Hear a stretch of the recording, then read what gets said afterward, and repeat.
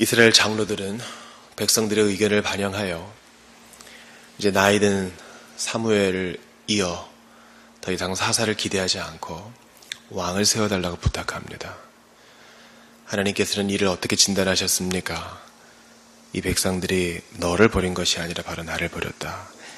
하나님께서는 이런 배반의 가운데서도 그들의 원대로 왕을 세워주셨습니다. 그 왕은 그 백성들을 지치고 피곤하게 할 것이에요. 세금을 거둘 것이고 군대를 징집할 것입니다.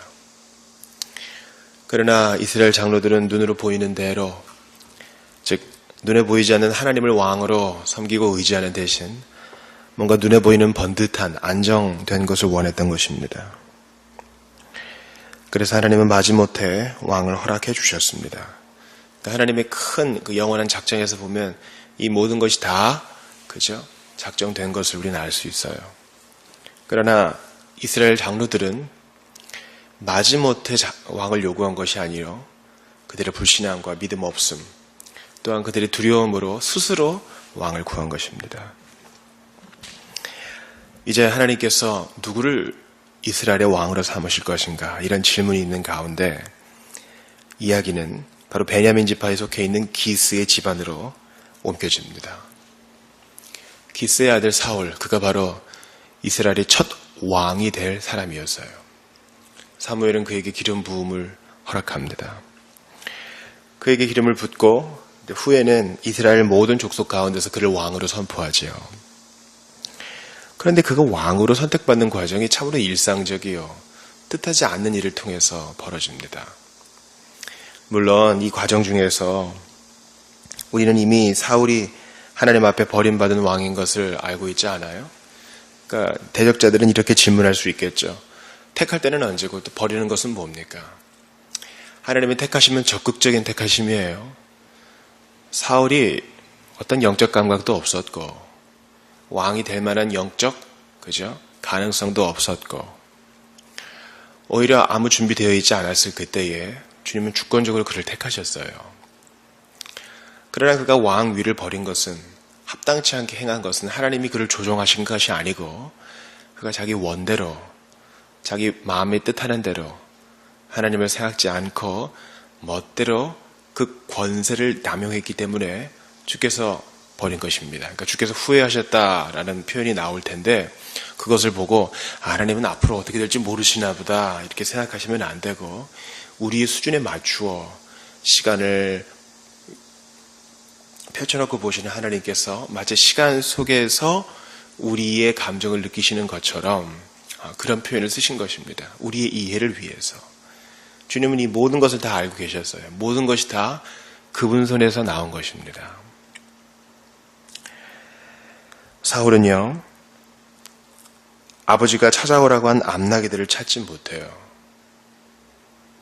그러니까 이스라엘의 목자는요, 나기보다 작은 양도 잘 찾는데 사울은 뭐냐, 이렇게 해서 의문을 제기하는 사람이 있어요. 오히려 사환이 사무엘에게 물어봅시다 이렇게 얘기하지만 사울은 사무엘의 존재, 그러니까 하나님의 선지자의 존재도 잘 모르는 것 같아요. 이런 것으로 봐서 그만큼 사울이 영적으로 어두웠다 이렇게 해석하는 수도 있어요. 그러나 우리는 오늘 이 본문에서 1절부터 4절의 본문에서 특별히 뭐에 주의하고 싶으냐 하면 하나님의 섭리에 대해 주목해보고 싶은 거예요. 하나님께서 어떻게 이스라엘의 첫 번째 왕을 세우시는가? 바로 일상적인 과정을 통해서, 전혀 얘기하지 못했던 일들을 통해서 사울을 세워요. 그것은 뭡니까? 기스의 집안에 기르던 암나기가 없어진 거예요. 그 암나기를 찾으러 가는 중에 사환이 사무엘을 떠올리게 됐고 사무엘을 통해서 한번 도움을 받아보고자 했는데 그를 만났던 사울은 그를 통해 이스라엘 왕이 될 것이라는 통지를 받습니다. 여러분, 이게 바로 기가 막힌 하나님의 섭리예요. 누가 하나님의 일하심을 재단하고 함부로 예견할 수 있겠어요? 하나님은 이 모든 방법을 다 동원해서 어떨 때는 감히 사람이 예상치도 못했던 방법을 통해서 일하셔요. 이게 하나님의 섭리입니다. 하나님께서 인생에 개입하심, 이거예요. 근데 그 개입하심이 자연 질서를 어겨가면서, 그러니까 그것을 역행하면서 초자연적으로 임할 수도 있어요. 그런데 주님께서는 이 땅에서 사울의 시대와 마찬가지로 오늘날에도 다분히 일상적인 방법으로 개입하시는 거예요.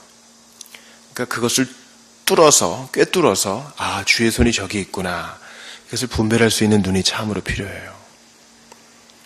지금 겉으로 보기에는 암나귀의 손실이에요. 여러분, 고대 사회에서 나귀 한 마리가 없어지는 건 대단한 일이죠. 아무리 유력한 집안이라 해도 그 재산이잖아요. 암나귀는 뭐예요? 또 다른 나귀를 낳을 수 있는 아주 중요한 가축이라고요. 여러분, 나귀는요, 양과 다르게 고지대에도 사람을 싣고 올라갈 수도 있고요. 힘도 세고 먹이도 그렇게 많이 가리지 않습니다. 작지만 힘이 세요. 그런 나귀를 낳아주는 암나귀가 지금 없어졌으니 손실이죠. 그러니까 하나님께서는 이 손실을 메꾸려는 인간의 노력을 통해서 그로 하여금 3번이나 방황하게 하셨고, 결국에는 사환을 통해, 사울이 생각한 게 아니에요. 사환, 그 종을 통해서 하나님의 선견자, 선지자, 하나님의 사람 사무엘을 떠올리게 된 것이에요. 그러니까 우리가 지금 당하고 있는 손실, 내가 지금 당하고 있는 손해, 내 주변에 있는 사랑, 하나님이 얼마든지 사용하실 수 있는 겁니다. 두려워해야 돼요. 경외해야 됩니다. 이 모든 것이 다 주님의 것이고 다 주의 손 안에 있는 것이에요. 사물이든 사람이든 생물이든 비천한 것이든 높은 것이든 다 주께서 사용하셔요. 그러니 인생이, 아니 만물이 주의 손에 있다는 것을 생각할 때에 우리의 눈이 얼마나 많이 바뀌겠어요.